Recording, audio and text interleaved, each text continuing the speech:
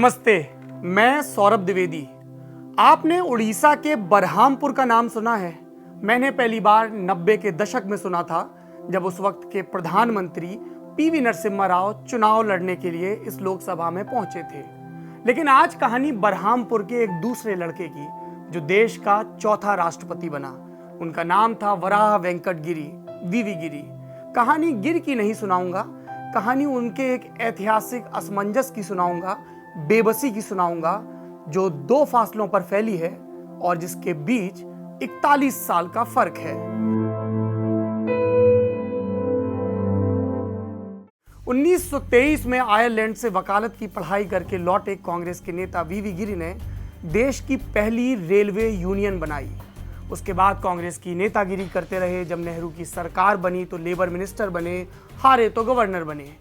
और बाद में 1969 का दौर आया, जब इंदिरा गांधी और कांग्रेस संगठन के लोगों के बीच झगड़ा चल रहा था और इस झगड़े में गिरी ने इंदिरा गांधी का साथ दिया। वो उस वक्त उपराष्ट्रपति थे। इंदिरा गांधी के कहने पर उन्होंने इस्तीफा दिया, निर्दलीय चुनाव लड़ा और इंदिरा के सहयोग से बेहद करीबी अंतर से चुनाव जीतकर राष्ट्रपति बन गए, देश के चौथे राष्ट्रपति। उस दौर का एक किस्सा है जिसका जिक्र कुलदीप नैयर ने अपनी किताब में किया है। नैयर लिखते हैं कि जाकिर हुसैन की मौत हुई, मई का पहला हफ्ता था। मैयत की तैयारी चल रही थी, शोक का माहौल था राष्ट्रपति भवन में। लेकिन पीछे की तरफ भगदड़ मची हुई थी, क्योंकि कार्यवाहक राष्ट्रपति बन चुके वीवी गिरी के परिवार के लोग, बड़े परिवार के लोग झपट्टा मार मार के अपने हिस्से के कमरे चुन रहे थे। खैर, ये परिवार की बात थी। गिरी का मामला कुछ यूं है कि वो राष्ट्रपति बने और उसके बाद इंदिरा की हाँ में हाँ मिलाते हुए उनके हर फैसले पर दस्तखत करते गए। और आपको ध्यान होगा कि 1923 में वीवी गिरी ने रेलवे यूनियन की स्थापना की थी और 1974 में मई के महीने में इस देश की सबसे बड़ी रेल स्ट्राइक हुई थी, जिसकी अगुवाई कर रहे थे जॉर्ज फर्नांडिस।